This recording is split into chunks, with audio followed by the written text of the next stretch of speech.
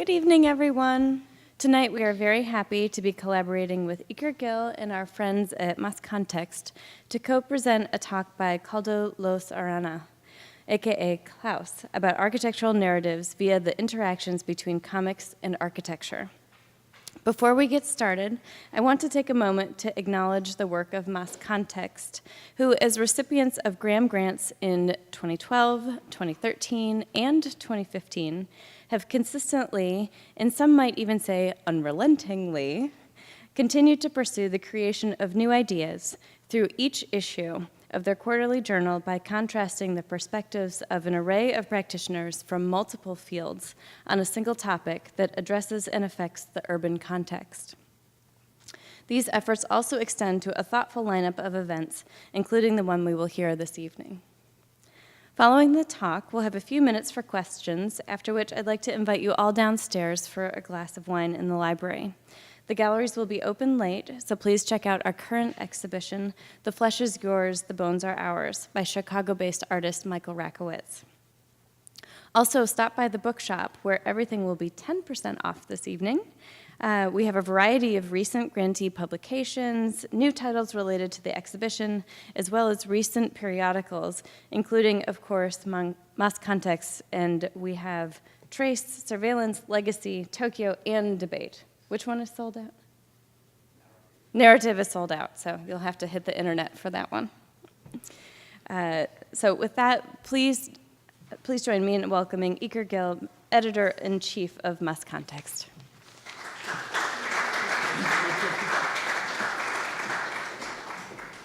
Thank you so much, Ellen, and thank you everybody for coming. It's always a pleasure to be here. We're super thankful to have the support of the Graham Foundation for the work that we do. They've been instrumental for the last few years to support the work and make the things that we do a possibility, so thank you. And we're thrilled to collaborate with them for this event tonight. I'll make it very brief. It is truly a pleasure to be able to introduce Koldo Lus Arana.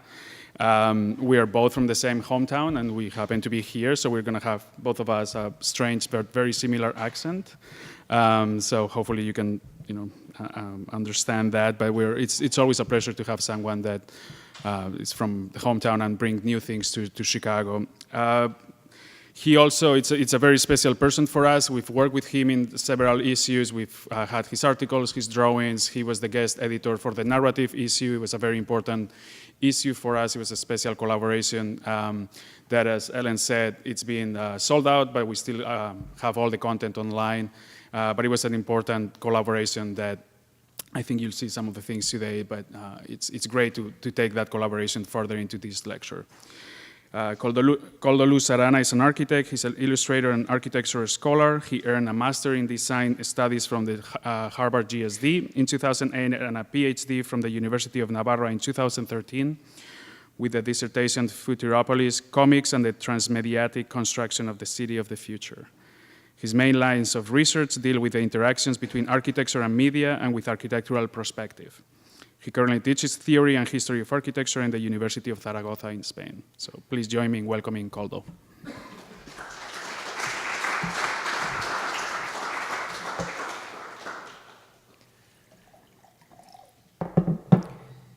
Okay, so thank you, Iker. Thank you, everyone, for having me here.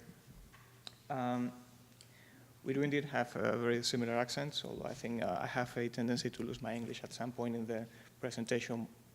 Way more than Iker. He's more proficient in that respect. So, as many people in my generation, I don't know if it's the same now, but I'm one of those people who arrived at architecture not directly, but rather through another discipline. In my generation, and of course in the generations before me, if you were interested or if you were good at drawing, or and at the same time you were somehow proficient in maths, for some reason, you were directly forwarded to architecture school, which was my case. So in my case, I was very interested in illustration, and I was also very interested in comic books.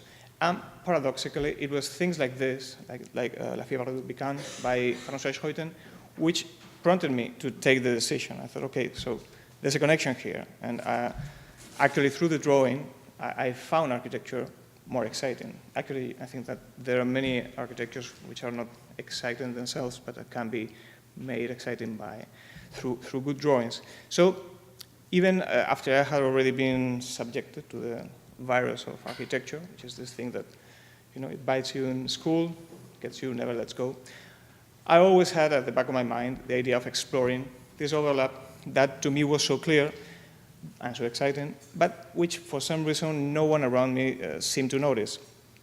Then later, when I started researching on these issues, I would discover that I was not the only one. And I would also discover that this was not such an unusual research topic. And in fact, the marriage of comics and architecture in many ways has been producing a thin but steady flow of studies on this subject pretty much since the beginning since the birth of the medium, and I will speak about that a little later. But in those days before the internet, this was something that was very difficult to know. So when I decided to choose a subject to do academic research on, and actually I decided to do academic research because I was interested in studying this and showing this, I immediately decided on exploring the interactions of comics and graphic narrative in whatever way. And my first idea, very ambitious one, was to explore it at a fundamental level, trying to elaborate on the mechanics of architectural design, how we think architecture, how we design, and how we draw, and how we tell architecture too, and the mechanics of graphic narrative. However, back in 2000, the literature on these topics was really scarce, far apart, and pretty much inaccessible to me. And I also found more than a slight reluctance on my peers to believe there was really anything to speak about. So after some false starts, I set out to show why I found comics architecturally relevant, which entailed actually showing, literally, all this enormous mass of architectural imagery that has been produced by comic books, and which apparently no one was aware of, or aware enough. So being an architect specialized in urban design, and this is something that I think that I share also with Iker, this interest on the city, I chose the city as a subject. The representation of the city at the beginning, in comics, then narrowing it down to the production of imaginary cities, and finally to the imagery of the city of the future. So what I did was build a timeline of these creations from the late 19th century to today, also make an atlas of them, and in the end doing some sort of a recent history of the city of the future, guided in this case by its presence in mass media and comic books. And also a sort of encyclopedia of cases. I compiled over 200 of those with their names, reference, sources, and this is what an obsession does to you. So, but the thing is that I found out that once I had this, it was much easier to speak about all these other topics that I was interested about. The mechanics of narrative and the representation of architectural space, drawing as a trigger of design, space and time, and how to represent them in a flat surface, or even mapping the exchanges of professionals, architects who draw comics, comic book artists who build, people that move from one discipline to the other, the use of graphic narrative by architects, or even the presence of comics in architectural publications. So all these topics were much easier to put into a narrative once I had this critical mass of imagery of cases. And in fact, I now have my own PhD students helping follow these different threads of research that, of course, I wasn't able to follow all of them, which is very exciting. It's also much more relaxed. So what I'm going to present today is just a small appetizer of these different lines, divided in two parts. First, I'm going to focus on the production of architectural or urban imagery in comics, and then I will move on to showing some overlaps between comics and disciplinary architecture. That is, how architects have looked at and have used graphic narrative, and also what's happening today with these interactions. So I would like to start by taking a look at the ability of comics as a means of production of architectural imagery, and the role that they have had in the production of this imagery within mass media, as a part of mass media, and in their interaction with mass media, with the other mass media, throughout the 20th century.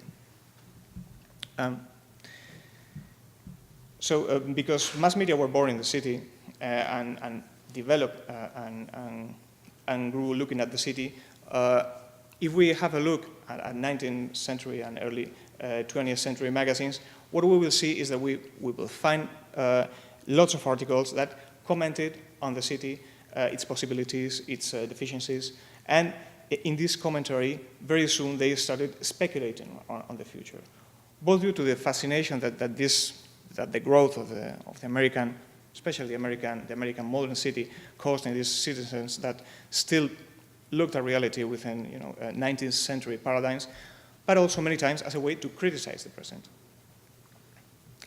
So, so if we have a look at Park, Judge, or even Cosmopolitan or Life magazine, we will see an increasing number of illustrations that toyed with the imagery of the present, combining in, twisting it, and creating an image of the future as a sort of gigantic parody of the present, of the present city.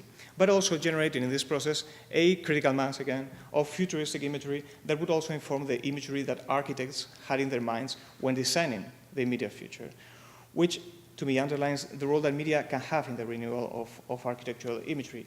They take from disciplinary architecture, recombine with other paradigms, with other parameters, all this information, rework it, and then throw it back in a continuous exchange where new ideas appear with each leap between media. And this is what I'm interested about. How, when you take an idea, when you import an idea from one medium to another, you have to change it, you have to translate it. And a translation, it's always a treason, but it's always an opportunity for new ideas to breathe.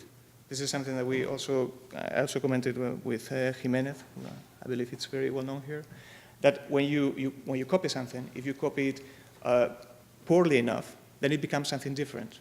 So this is, to a certain extent, put it very bluntly, what happens with media. And of course, cinema also participated of this very process, rapidly evolving from the simple recording of urban reality, first panoramas, which were just a camera set on a corner recording whatever happened in the city, to the recreation of the city within the studios, so that we have a look at Sunrise, for example, or at Die Strasse or Der Letzte Mann, we find streets that look real, but they are not. They're done in studios so that they look real to the eye of the camera, so that they can be filmed also by the camera. From this point, cinema evolves as the other media to the creation of future urban imagery. So in the lapse from the 1920s to the mid-1930s, we can find an early urban science fiction that roughly starts with the Russian film Aelita, which is the one on the upper left. Then, then we can find others such as Metropolis that you see on the right, High Treason, which was set in a future London of 1940 or 1950, depending on the version of the movie.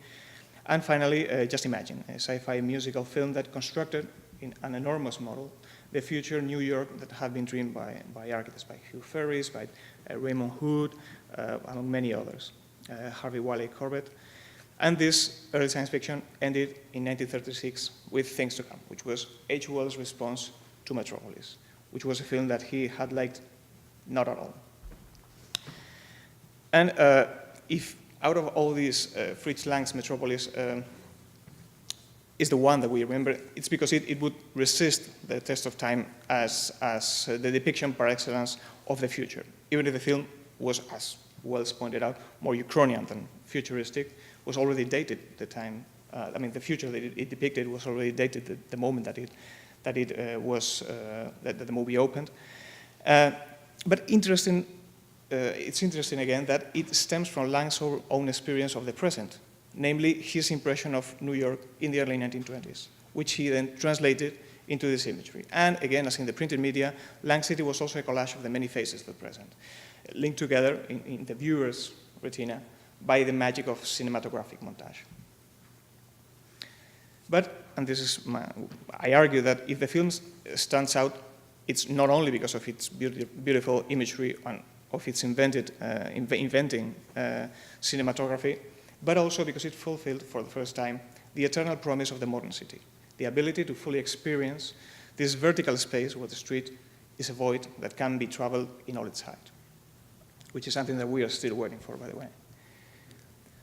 However, if we dive a little in the history of printed media, we would find that this is not at all the first time that this kind of idea appears. And we can find this illustration in Collier's Weekly from just the turn of the century, which pretty much toyed with this idea of a street where the ground plane has disappeared. And actually, this is the new Tower of Babel in Metropolis. We can find a Babel store, a Babel building in that building somewhere. Yeah, it's in the middle.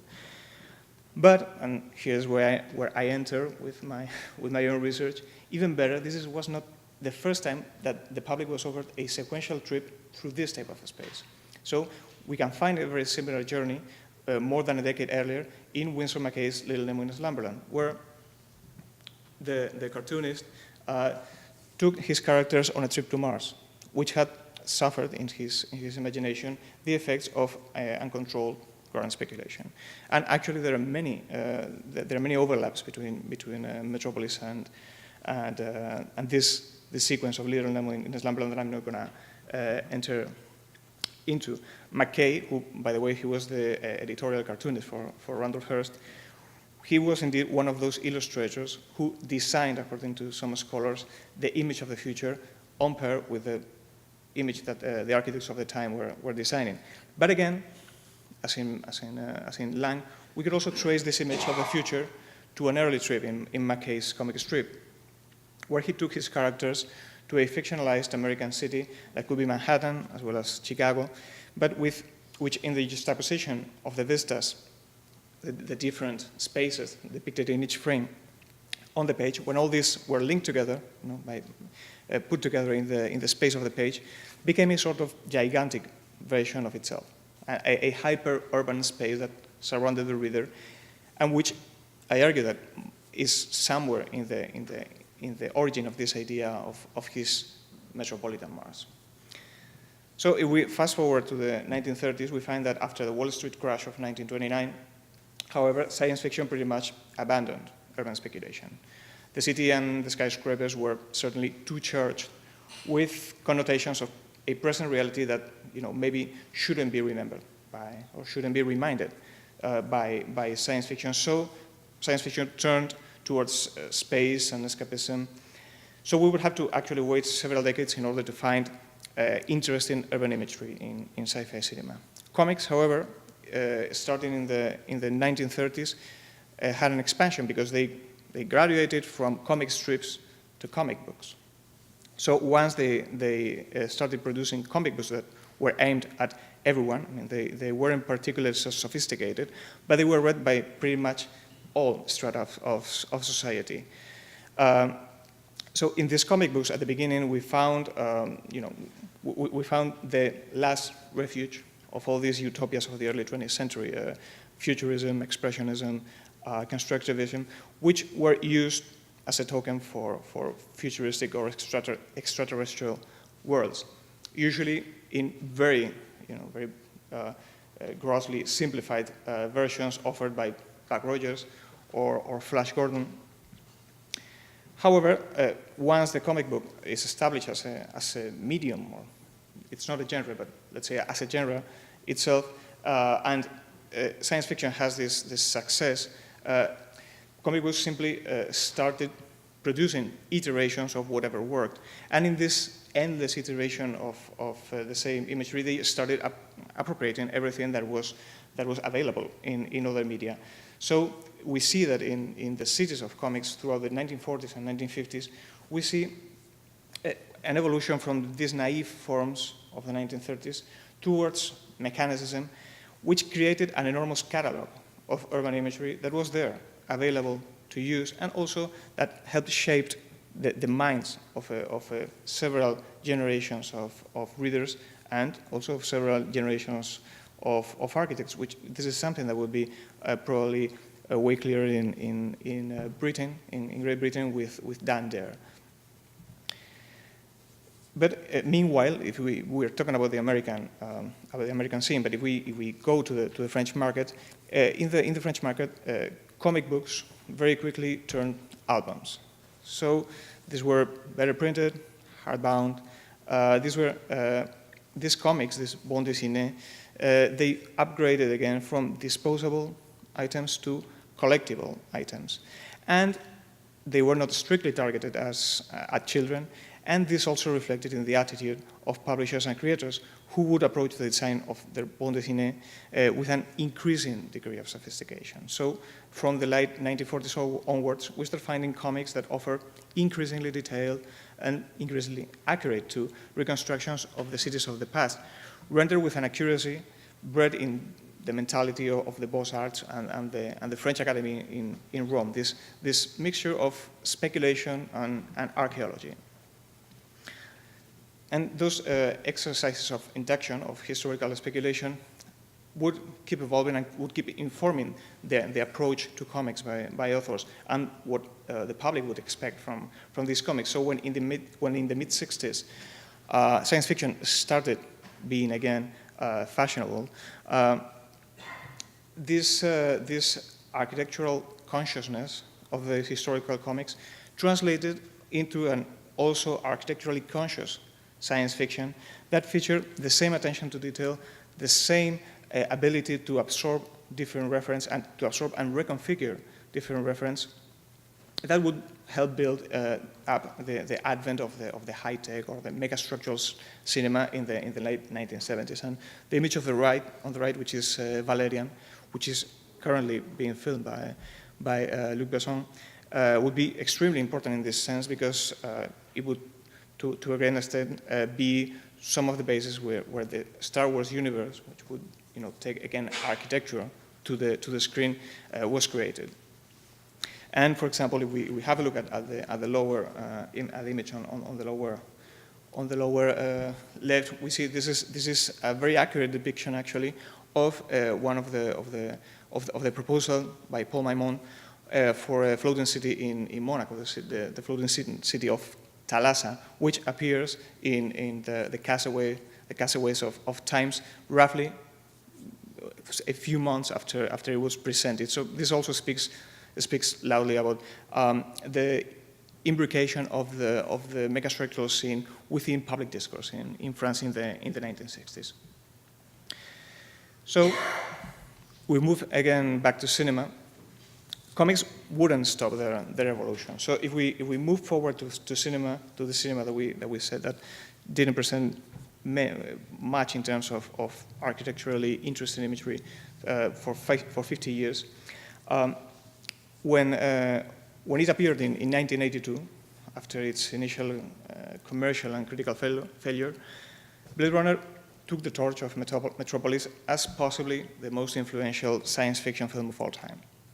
And it certainly made an indelible mark in cinema, making the way the future would look, the way the future would look like afterwards.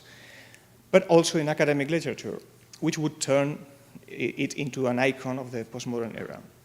I'm not going to enter into Blade Runner's influence, but if we just have a look at how many times it's mentioned in scholarly articles each year, it gives you an impression of an idea of its lasting importance within culture.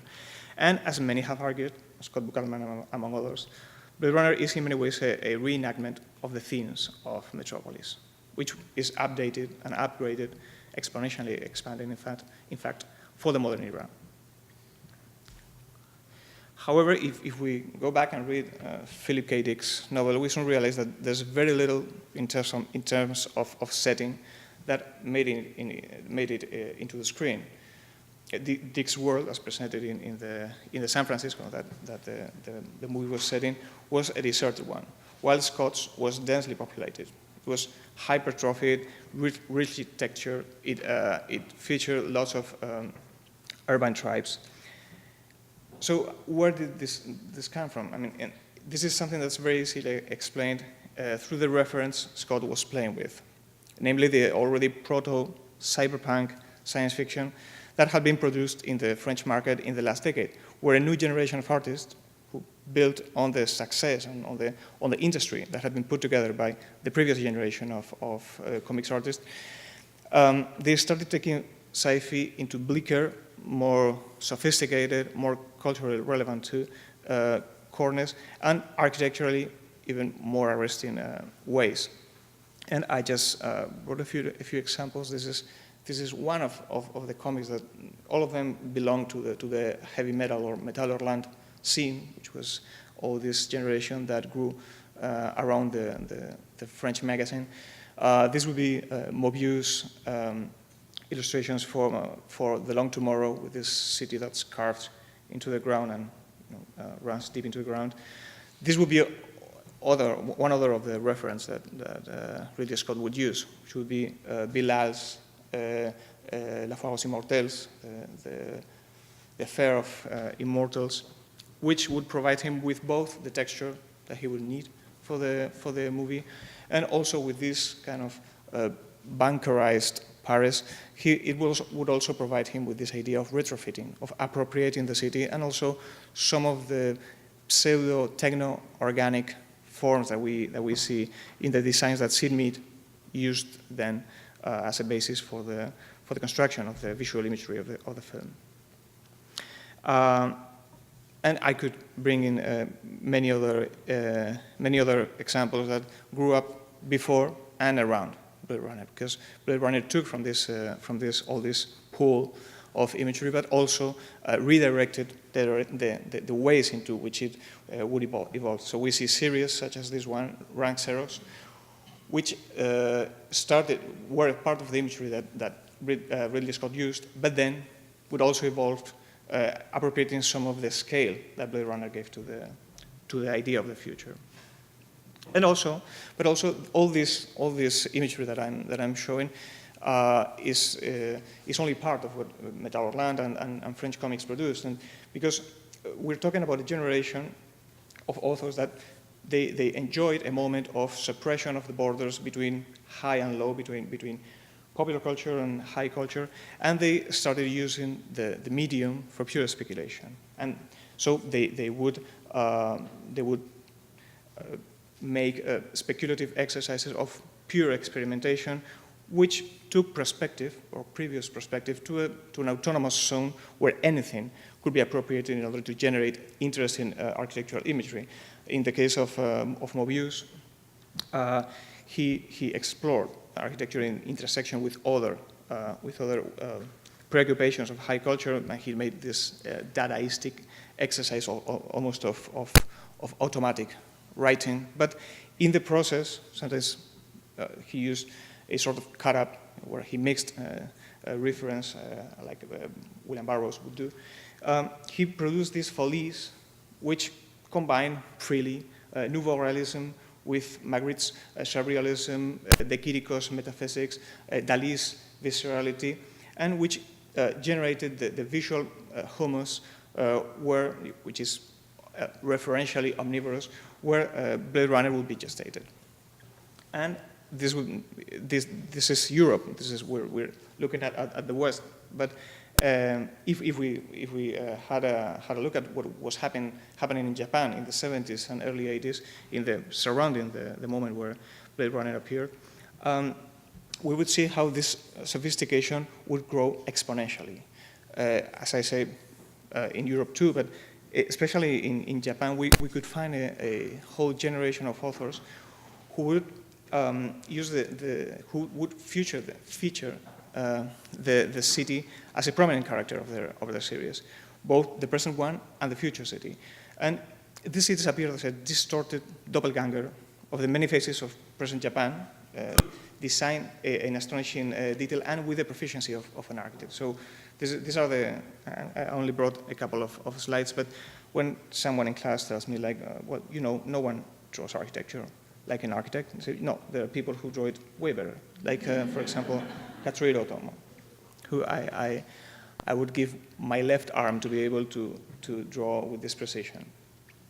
So the interesting things about these doppelgangers is that they covered all the way from extremely realistic and somehow plausible depictions of the city, such as Otomo's sort of super modernist Neo-Tokyo, or Shiro Masamune's depiction of a sort of high-tech metabolist Utopia, to demented extrapolations that played with some of Japan's obsessions or preoccupations after the Second World War, such as the loss of identity, and we can find Troutot Mounier's Blame, which presents a kind of cyber world, which is an ecumenopolis, which is itself a cyborg city. Then other which tackle with apocalypse, reconstruction, environmental disasters, such as Shiro Masamune's Dominion, which plays with these cities made in the shape of the architecture of insects. This itself could be a whole lecture because it's such a complex topic.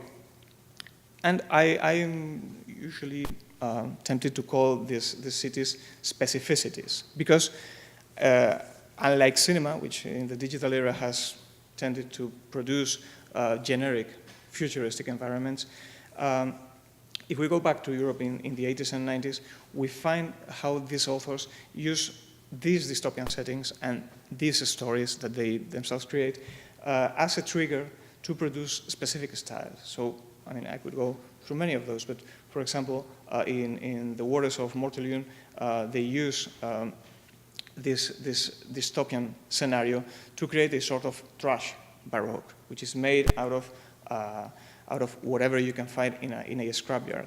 Or, for example, in the same authors did Dayak, which is where they present a sort of ethnic cyberpunk for the creation of their image of future Addis Ababa. And one that I'm particularly fond of is the one in Moonface, where the authors took Paul Virilio's and Claude Perrin's idea of or search of a bunker architecture into an urban level, producing this fantastic imagery. And in the foremost instance of dedication to architecture, the series Les Cités Obscures, the Obscure Cities by François Schuiten and Benoit Peters, a series set in a world of magical realism that drinks from Borges or Kafka, Vernet, and many other references, and plays with the intertextual games that happen when you mix all these references that shouldn't be together in the same place and in the same time. And at the same time, because Schuiten comes from a family of architects, use architecture and the city as a way to recreate the atmospheres that we feel when we read some of these magical, realistic worlds of Kafka or Jorge Luis Borges, and creating very specific, exploring also some cul-de-sacs of architecture. For example, in their first album, they decided to create, because they love Art Nouveau, to create a whole city in the image of the architecture of Victor Horta. Or, of course, Art Nouveau goes all through the series, but they enjoy making these connections, and sometimes some happy accidents happen. So, for example, they created this city, Urbicant, where they use an architectural anomaly to trigger the action, which is a small cube which starts expanding and taking over the city, making it into a hyper-connected city, and this distorts the way the city is lived. This was done at the same time that Peter Eisenman won the competition for the Wexner Center for the Arts in Ohio. And although the competition and the building would take longer to be finished, the thing is that we can find some images in Urbicant that foresee scenes, that foresee corners that we later find in the Wexner Center for the Arts. And in fact, at some point I used La Fièvre d'Urbicant, the story, to read Peter Eisenman's work, and actually it works really, really, really well. So most interestingly, and this is the moment where I'm going to shift into the second part, we see that this interdisciplinarity, where we sometimes find people who are interested in architecture moving towards comics, also happens the other way around, with architects producing or appropriating comics, yes, but also with comics authors helping design buildings, set designs, scenographies, architectural installations, etc. Underlining the changing role of the medium in the cultural status quo and its increasing design component.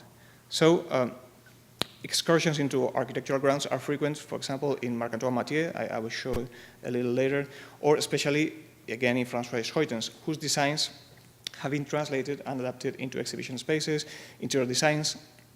This refurbishing of a train station in Paris, or even the restoration of the Maçonnerie, which is Victor Horta's first Art Nouveau building in Brussels, whose restoration was promoted by Schuiten and Peters, who then integrated it within the mythology of their series, Les Cités Obscures, making an inner scenography in the building and also featuring it in their own series. But the same interdisciplinarity can be found in other comics artists and illustrators such as Joost Zwarte, who studied at some point some industrial design, and he has always showed this interest in architecture, but who, very interestingly, at some point was asked to design a building because they didn't have apparently enough money to pay an architect. I wonder what architect was that, because I mean, I would have done it for less.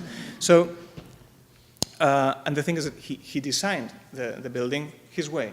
And then, once it was approved and they could raise the money to build an architect, he teamed with Mecano, or Mecano in Dutch, and they built the building in a continuous collaboration that actually worked really well, both for the client and actually for the building. I think the building has things that it wouldn't have had if it had, been started from scratch by an architect. And then this has evolved into a parallel career for Joost Zwarte in his 60s as a designer of buildings or even of glass for buildings.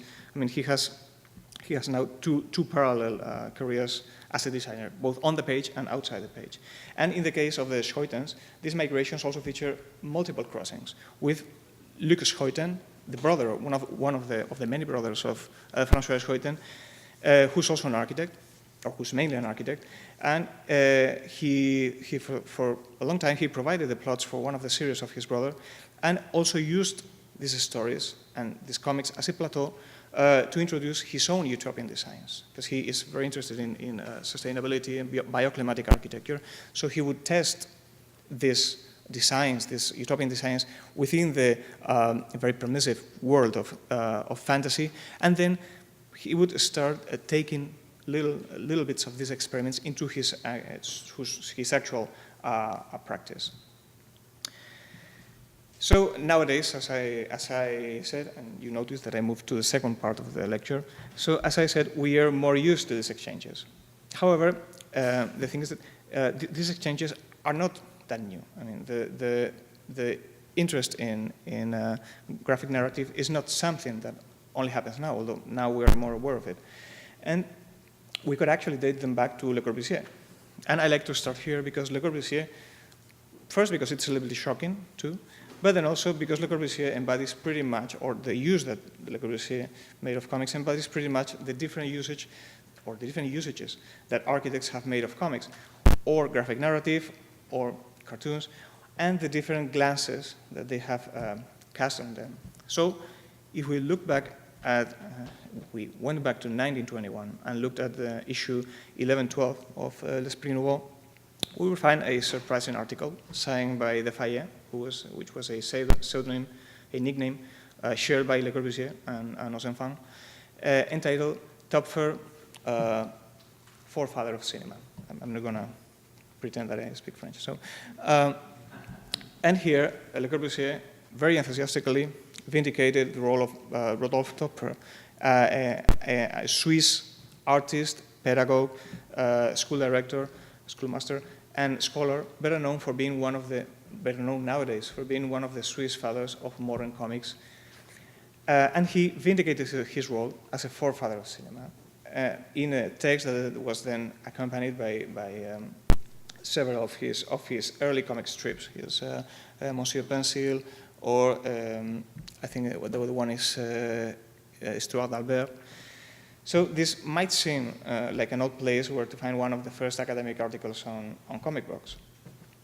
Of course, it would be less surprising once we learned through his brother, through Le Corbusier's brother Albert, that some of his earliest drawings were done after the illustrations of Topfer's book, Voyage en Zigzag, a children's book within a series of travel books that, according to Stanislas von Moos, aroused his passion for traveling and for drawing. However, Le Corbusier's interest in Töpfer was quite more than just a kid's early infatuation. Years later, he would write, again, enthusiastically about him to August Lipstein, one of his fellow travelers, showing also some knowledge of other landmarks of the medium, because he mentioned Bush and other illustrators, and he expressed his interest in writing actually a doctoral dissertation on him. So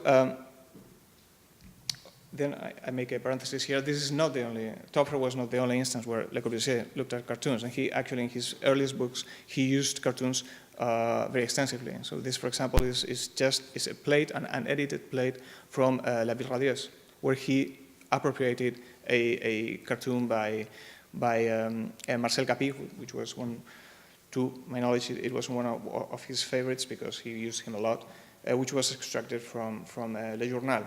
And actually, in another page of the same book, La Ville Radieuse, he publishes another cartoon and says, "Merci, Capy." So, knowing Le Corbusier's early interest in Töpfer, it's easy to see the shadow of the Swiss artist in the evolution of Le Corbusier's graphic approach to architectural representation, which evolved from a passion for photography at the beginning to an increasingly taste for a fluid, synthetic, and linear drawing that also endowed his buildings with the agility of the cartoon. So if we have a look at the drawings in Le Corbusier, at some point he starts moving from a very academic drawing towards this kind of more cartoony drawing that allowed him to integrate the buildings in the surroundings and allowed him to somehow humanize his buildings, now turn into sort of characters.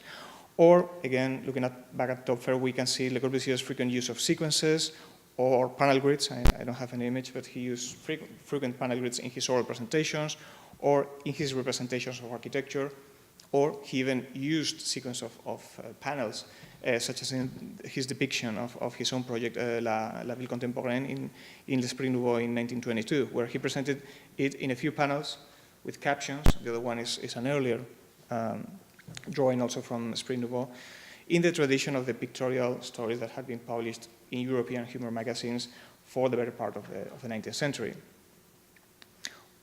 And probably the moment that most commented overlap between Le Corbusier and graphic narrative is his storyboarded letter to Madame Meyer, where he introduced the client to his design concepts for the never-built Villa Meyer through a series of footnoted sequential vistas of the house, and where, according to Bruno Reichling, the architect exploited all the cinematic possibilities of the cartoon, rendering a space where perspectives are extended to the point of taking in an entire itinerary.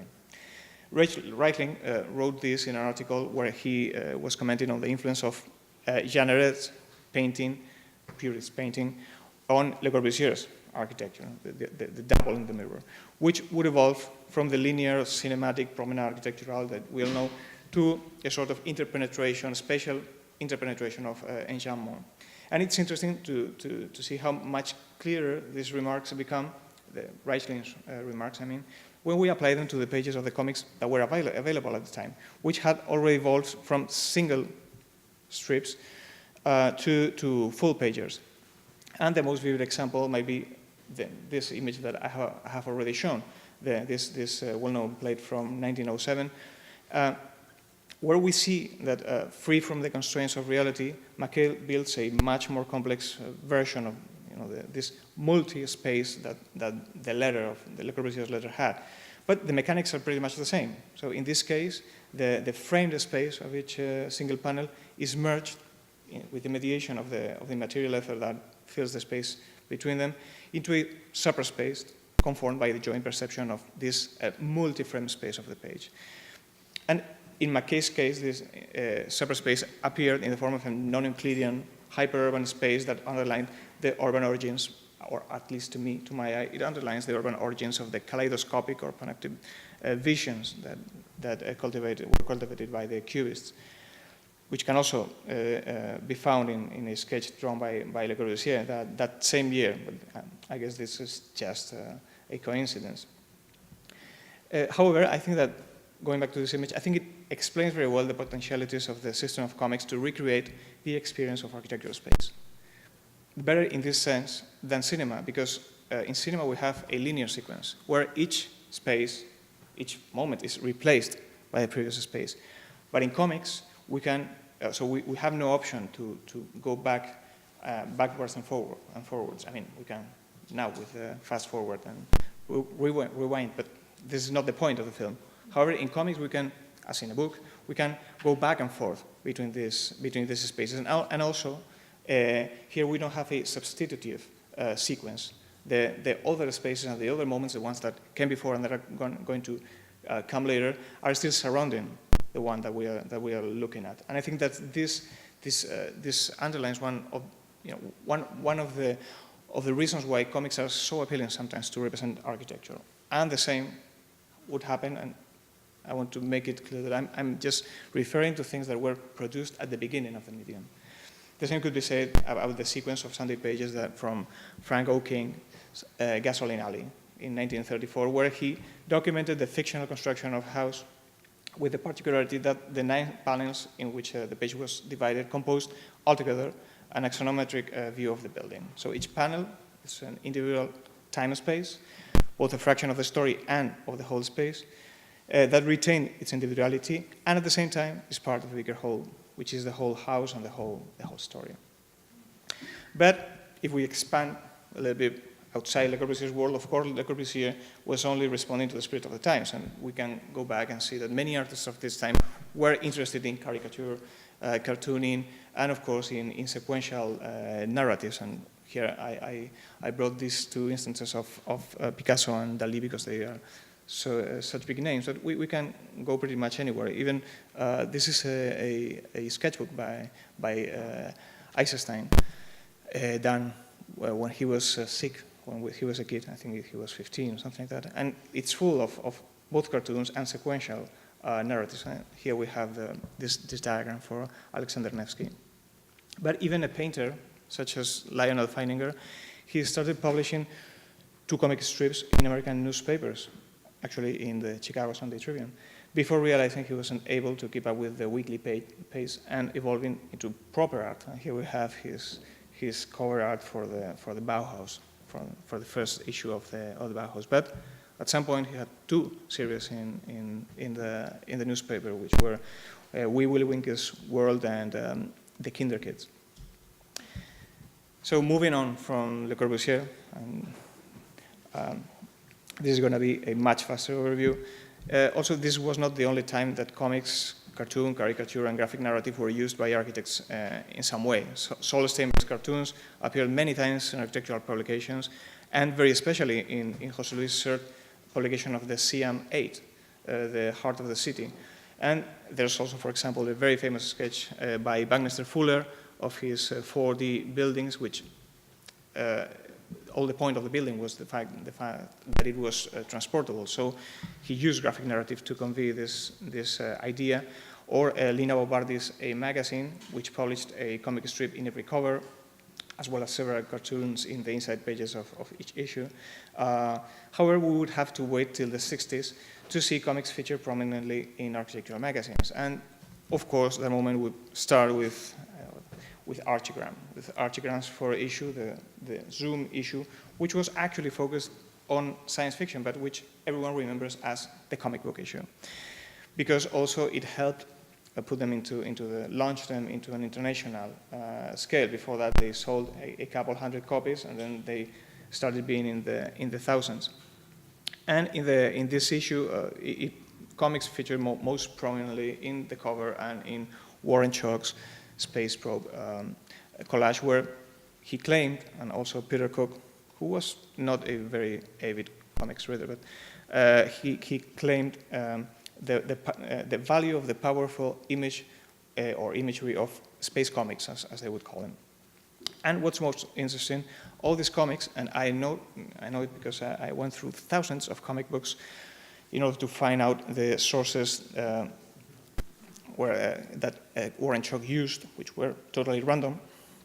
I can say that they were all extracted from the lowest level of the mainstream. So they, at this point, Barbarella or other let's say, high standard comics were available. None of these were used. So except for one image that comes from a picture, a painting by Roy Lichtenstein, which of course it's lifted from a war comic book. All the rest come from American pulp comics published by Atlas, Charlton, DC, and then others such as Planet Comics, Mystery in Space, and some of Marvel's early titles such as Journey into Mystery, Astonishing Tales. There's even a panel cropped from Fantastic Four. And this was a point, because, okay, so here you see one of the, so that's Magnus Robot Fighter from 1963, and you see the same panel in the Space Probe. They just went to the kiosk and buy a couple of them. So this underlines what I mentioned before, and that is the role that an inexpensive, low-key, disposable medium such as comic book had in keeping, on the one hand, and expanding by simple iteration the imagery of the space age era. So when Archigram were doing an issue trying to claim the value of space age imagery, architectural imagery, of course they had to go to comic books because they were the only ones. They were where the most of the images were available. But also they made a point of saying that also, of course, there's also a shock value in all this. I mean, there's also a shock value component in the use of comics within our architectural magazine, which would also, of course, which would make it be talked about, and it would add to the countercultural value. But there was also a legitimate claim of the interest of these comics, a narrative medium, as a means to rethink architecture, to capture the motion, the fast pace that they were willing to imbue their architecture with. A few years later, very few actually, the other big exponent of the usage of comics would be Utopia in the French market, who would use comics throughout their first two issues, then all the architects of the group would disband, and also some other related publications. However, the reference would vary depending on which member was involved in doing the collage. So in the case of Jean-Paul Jouman, who was an avid reader of comic books, it was the same comics used by Archigram, but usually in the French translation, which were the ones that he had available. And in the case, for example, of Burton Cap, the preferred source would be American underground comics, such as Spain Rodriguez, Trashman, or this other, which is not American, but it's also a sort of erotic sci-fi, which was called Jezebel. However, once one starts looking at the publications of this era, comics start to appear everywhere. There was, according to Beatriz Colomina, a moment of littleness that also appropriated some official magazines, such as Architectural Design, which went to this moment of littleness. But above all, there was an explosion in the production of little magazines in architecture, in line with the overpopulation of free press, as we see here, both in Anglo-Saxon and Francophone countries. I mean, International Times, Bruges, Oz magazine, of course. And all these magazines freely borrowed from comics, as well as other media, and even feature comics made ad hoc by their contributors. Following, on the one hand, the countercultural style of the Situationists, who used comics precisely because of their low cultural value, but also in the case of Europe, this also overlapped, most particularly in France, with the entrance of comics into academia, through the hands of Umberto Eco's Apocalittici Integrati, less through Marshall McLuhan's understanding media, but also overlap with the creation of the first institutions that studied comics scientifically, more or less scientifically, the first publications devoted to studying comics, and also the first exhibitions, such as this one that we see in the Galerie Cross, that tried to vindicate, the position or the role that comics could have in official culture. So in the image of the London Free Press, there was a boom of architectural little magazines done with scarce resources, which lifted imagery from all media, including comic books. And sometimes, because comic books were way more useful in order to convey the type of narrative that they needed to explain this architecture, which was very ideological in many instances. Also because they were claiming a position outside the official sphere of architecture, and in some other points because they were actually interested in comics. So, for example, if you talk to the members of Street Farmer, I think if you want to talk about comics, they won't talk to you. But or this, so tells me the person who's helping me with this. But for example, in AAQ, the Architectural Association Quarterly, there was a special issue devoted to comic strips and to actually claim that they were a valid cultural interlocutor. And this is the main difference between Utopia and Archeran. So the members of Utopia didn't particularly appreciate comics at all, and they they kept using them in other publications, but they used them for the shock value. Even Jean-Paul Juman, he was really passionate about comics. I have a copy of what was in his library in terms of comic books, and he had everything. When we recently talked to him, he said very explicitly, comics don't do architecture. He even said that he had attended François Schuiten's last exhibition in Paris, and he said that he didn't see anything new there. Of course, you can argue that in lots of what you see in the architectural discipline, there's nothing new either. But even beyond that, it's surprising that he wants to distance himself so much from these parallel worlds when he, who is an incredible draftsman in his own right, produces these fantastic paper architectures that overlap so well with Mobius, or for whom he actually designed a never celebrated exhibition, Bilal or Schuiten. In this case, perhaps the problem is that it was actually, according to him, a young Schuiten who was very fond of Livre de Pierres, this magazine that Jungmann published after Utopia, and was largely influenced by him. And in fact, here on the left side, we have several drawings by Schuiten and one by Jean-Paul Juman. And they are pretty much indistinguishable. So Archigram, on the contrary, they advocated the role of comics in the production of architectural imagery. And even if some of its members were not particularly dedicated comic book readers, I've talked to Peter Cook and he isn't at all, one can see some overlaps that inform the designs. And they did use graphic narrative as a tool for architectural communications, particularly Cook. And this was done in projects such as Instant City, which has an inevitable temporal component, because the whole point of the project was to show its sequential, ephemeral development.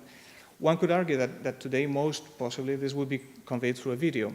But I would argue also that I would counter-argue, that if we did this, we would change the project, because it's so dependable upon, its nature is so undetachable from the medium it was created in, that when we see other iterations, other representations of these projects with other media, they are just not the same thing. So if Marshall McLuhan said, the medium is the message, in the case of these projects, sometimes the representation is the architecture. It's what makes the architecture. And then, if we moved into the utopian scene, we would see lots of instances where comics or graphic narrative were used in many ways, usually just for communication. There was not much value put into them. But sometimes, for example, even Moshe Safdie published in his book on his own project, Habitat, this cartoon that he found in a newspaper. And the point where comics were used in a, let's say, fundamental way were in some architectures of the radical groups where they use storyboards, because these architectures are pretty much narrative architectures. They are discourses in the form of buildings, or in this case, megastructures. So the only way, or the better way to explain them would be, of course, by showing a pictorial story. After that, we can find in the 80s, in the 70s, we can find isolated cases such as this is not Neutelings. This is actually Norman Foster hiring Frank Dickens, the author of the popular comic strip Bristow, to persuade the workers in Willis and Faber and Dumas that the environment of the new building he was constructing was way better than the one they had in the city. This other one is Morphosis at the beginning of their career, when they were very, very much into exploring different forms of architectural representation. And then shock value again was used. We can find it in Koolhaas's SML XL. Again, it's not Neutelings. Neutelings is the one on the right. This was actually drawn by his son, by Thomas Koolhaas, but it was included in the book. It was chronicling the life of the Byzantium project. In the case of Neutelings, he actually is very interested in the clear line of Franco-Belgian comics. So this is from the publication of a competition that he drew personally. And in the latest years, what we can see is a few instances where established offices have used the language and format of comics as a way to present their work. The most obvious, of course, widespread, is Bjarke Ingels, Jessis Moore, but we can find many lesser known examples, such as Herzog and de Meuron, Metro Basel. Also, Wes Jones uses comics very often to present his own project. Even Jean Nouvel commissioned Tanino Liberatore, who's one of the authors I mentioned before, as in his Louisiana Manifesto, to draw one of his unbuilt designs. Which takes us, and this is the point that I find more interesting, to the present situation, where again, architects, as you know, mirroring Le Corbusier to some extent, are starting to find comics or graphic narrative as an interesting medium to think architecture. And here we have to go back again to the mechanics and the production of the production of space and the marrying of time and space within graphic narrative, which can produce effects that, as I said before, are not attainable in other media because of the problems of representing time, sequence, and three-dimensional space in a two-dimensional medium. And let's say the authors that most people in architecture interested in comics are looking at are probably Chris Ware, whose Building Stories has become a modern classic. He's also a local, so that's very appropriate. Or a classic from the 80s that has been remade by its author just a year ago, which was Here by Richard McGuire, which focuses its point on a specific corner of a house and starts overlapping moments of its history, of everything that has happened in that place since prehistory.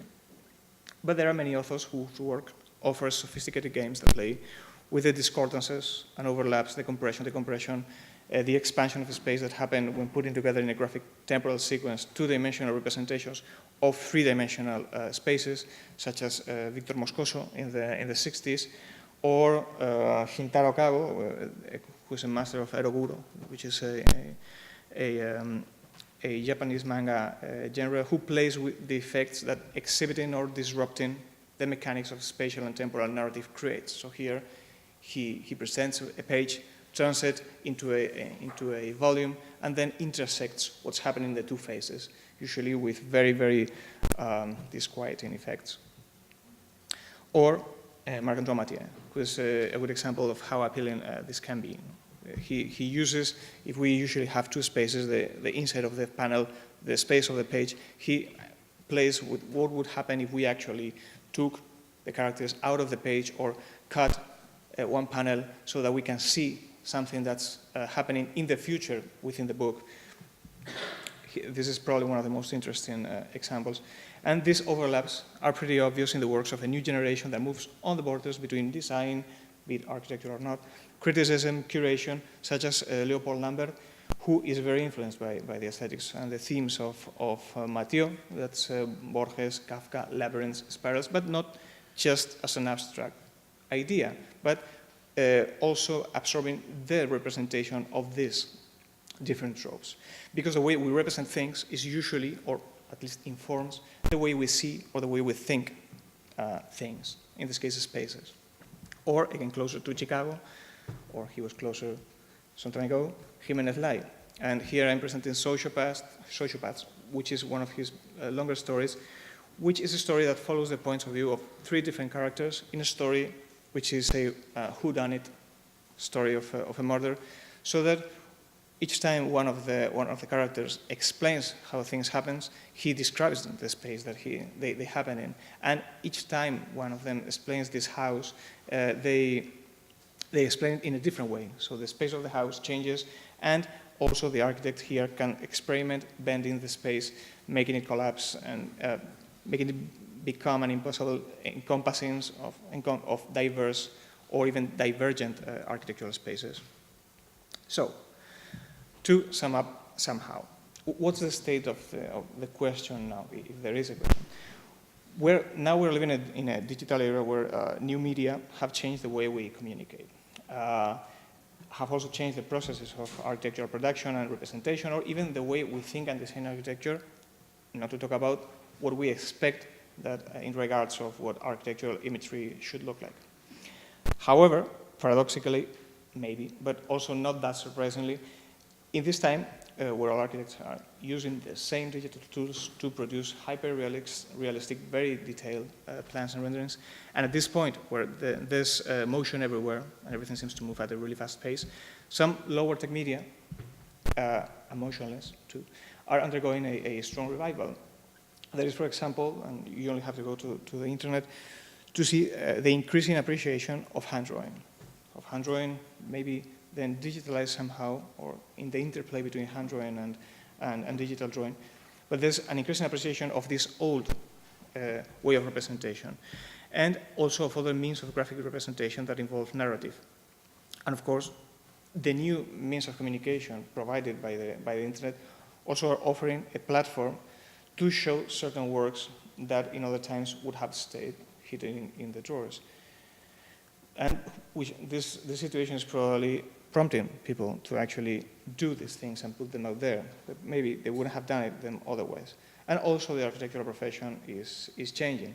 So the recent crisis has made the need for this change of the profession perhaps more obvious, making some practitioners move towards probably the periphery of the traditional architectural practice. But the necessity, I think, was there. And with these expanded channels of communication, architects are needed in curation, communication, architectural journalism, criticism, and sometimes, for example, also satire or commentary, which have traditionally been the area where comics and cartoons worked. Of course, we can find cartoons drawn by architects dating as far back as Alvar Aalto. And there has been such a thing as an architectural cartoonist, which is Louis Hellman. It's this one on the left, a British architect whose cartoons satirizing architecture have been published in newspapers and magazines since the late 1960s. But nowadays, we find practices that pose satirical projects, such as Design with Company. The other day I was tweeting one of the projects, which is really interesting. But also comic strips, such as Arc Mike, which is the one on the upper right, or Architects, which are strictly aimed at architects, and which architects, for example, chronicles the daily life of an architectural office. Or in the same vein, the perhaps least known L'Excurso in Spain, or the strips and one-page cartoons that Focho, who he's in reality a full professor of design in the School of Architecture of the Polytechnic University of Madrid, has been publishing since the 1980s, since the early 1990s, in the Spanish architecture magazine Arquitectura Viva. Or more recently, the works of Klaus, an author who started chronicling the life in the Harvard Graduate School of Design and then moved on to satirizing the current events of architecture, such as his cartoon having Rem Koolhaas, the Pope of Architecture, posed as Obama, and all its different iterations, each one more respectful, and all this in the form of old-fashioned editorial cartoons that deal even with some obscure corners of architectural theory and history, which this is clearly a niche within an already small niche. And still, it has a place, and it has made its way from a free blog on the internet to different architectural publications that have started at this point, including pages with comics, very much in the same way as newspapers did in the past. And this is something that wouldn't have happened 10 years ago, or that could have happened before the internet era. And I can testify to that, because I've been drawing these for almost 7 years now, and there has been no commercial strategy at all behind it. I mean, it's just because people share it, tweet it, send me an email, and pay me. So in my case, full circle.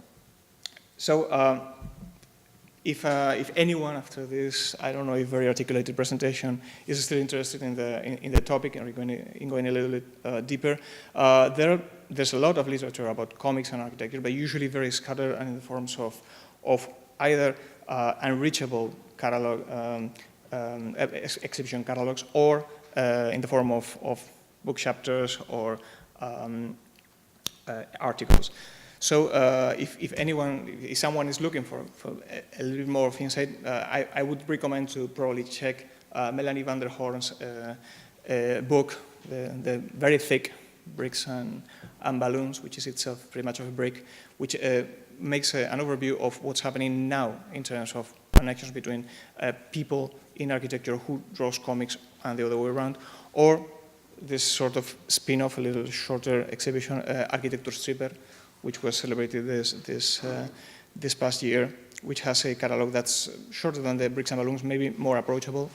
Or, of course, I would forward you to the issue that we put together in December 2013 with Iker, the special issue of mass context narrative, which gives a small overview. It's very kaleidoscopic. It's not very homogeneous in this sense, but I think that it gives a pretty nice idea of what's going on and what has gone on in the past. So thank you very much for your patience.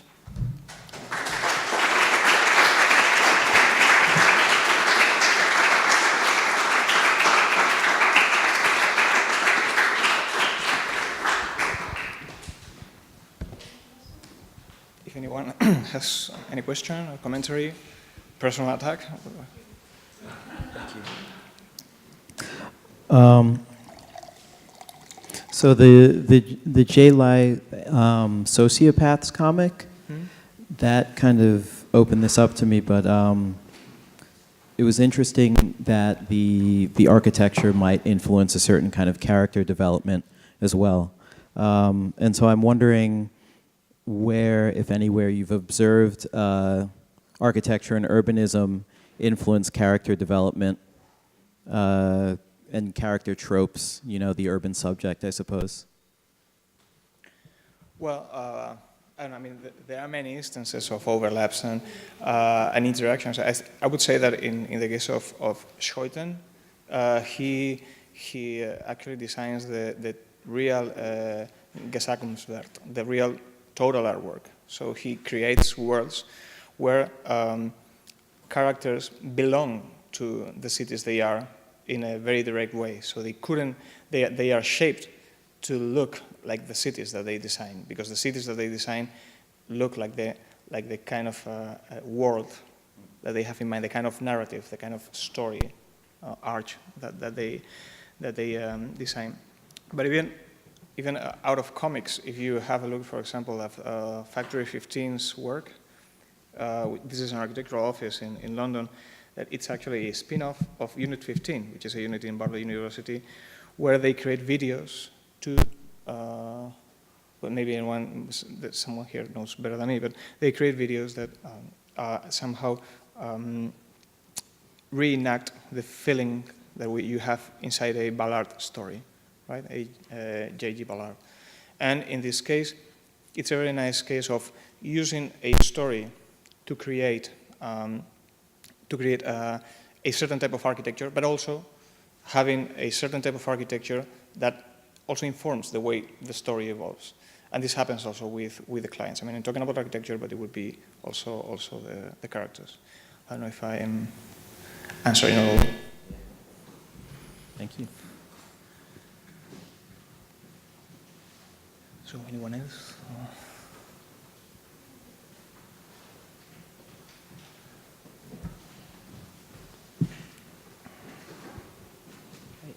Thank you so much for the